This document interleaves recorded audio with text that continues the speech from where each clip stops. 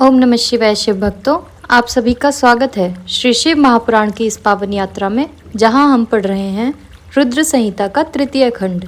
आज का अध्याय है पार्वती की तपस्या विषयक दृढ़ता, उनका पहले से भी उग्र तप, उससे त्रिलोकी का संतप्त होना तथा समस्त देवताओं के साथ ब्रह्मा और विष्णु का भगवान शिव के स्थान पर जाना।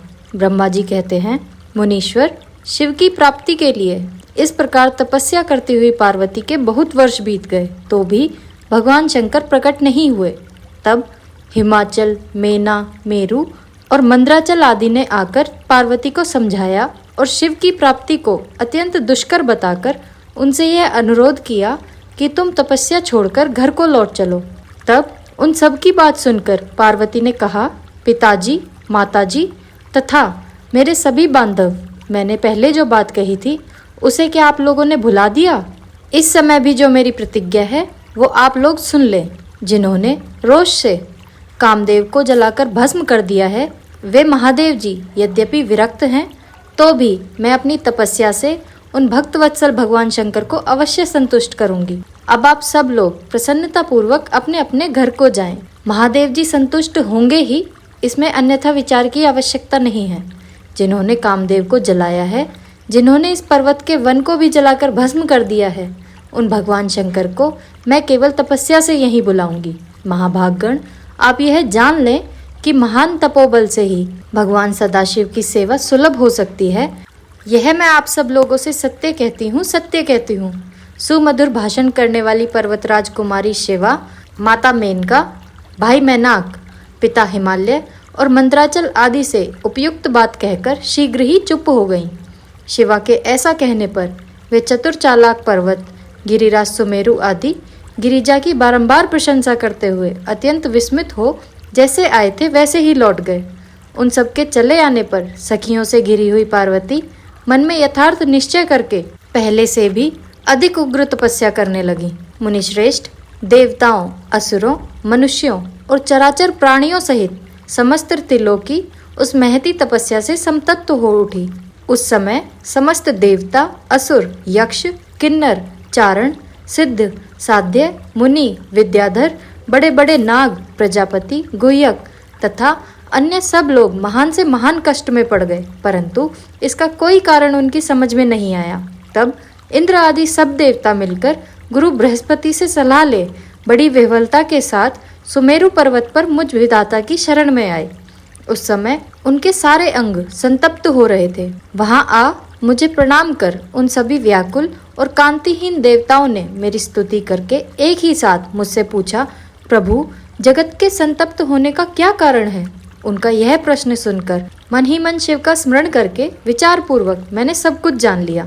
इस समय विश्व में जो दाह उत्पन्न हो गया है वह गिरिजा की तपस्या का फल है। यह जानकर मैं उन सब के साथ शीघ्र ही क्षीर सागर को गया।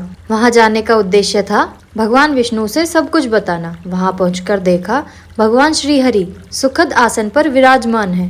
देवताओं के साथ मैंने हाथ जोड़कर प्रणाम पूर्वक उनकी स्तुति की और कहा, महाविष्णु, तपस्या में लगी हुई पार्वती के परम उग्र तप से संतप्त हो हम सब लोग आपकी शरण में आए हैं। हमें बचाइए, हमें बचाइए।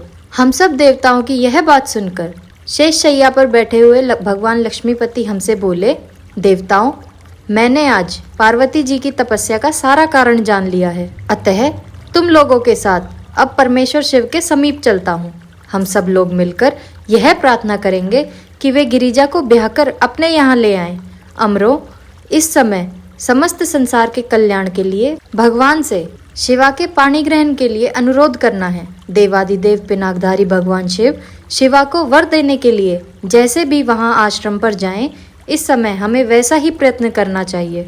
अतः परम मंगलमय महाप्रभु रुद्र जहां उग्र तपस्या में लगे हुए हैं वहीं हम सब लोग चलें। भगवान विष्णु की यह बात सुनकर समस्त देवता आदि हठी, क्रोधी और जलाने के लिए उद्यत रहने वाले प्रलयंकर रुद्र से अत्यंत भयभीत हो बोले, भगवान, जो महाभयंकर कालाग्नि के समान दीप्तिमान और भयानक नेत्रों से युक्त हैं, उन रोष भरे महाप्रभु रुद्र के पास हम लोग नहीं जा सकेंगे, क्योंकि जैसे पहले उन्होंने कुपित हो दुर्जय काम को भी जला दिया था, उसी प्रकार वे हम सभी को दग्ध कर डालेंगे, इसमें संशय नहीं है।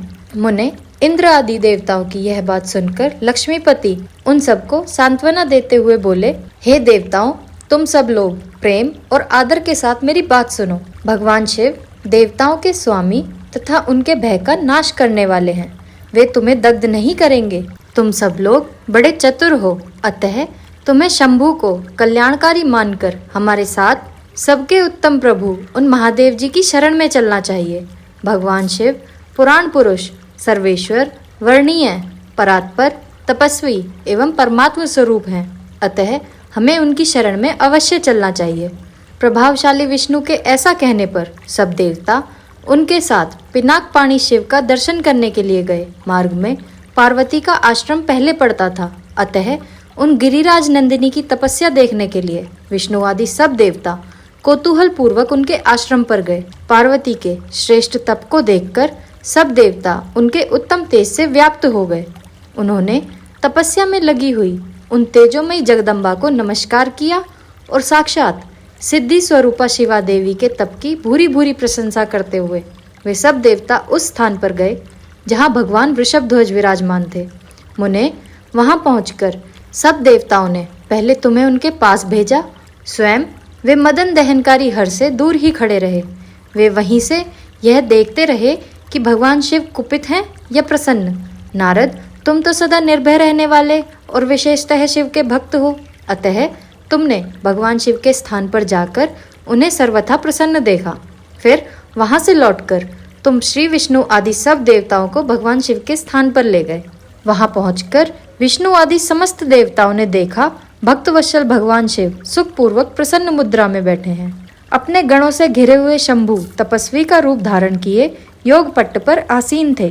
उन परमेश्वर रूपी भगवान शंकर का दर्शन करके मेरे सहित श्री विष्णु तथा अन्य देवताओं, सिद्धों और मुनीश्वरों ने उन्हें प्रणाम करके वेदों और उपनिषदों के सूत्रों द्वारा उनका सत्वन किया।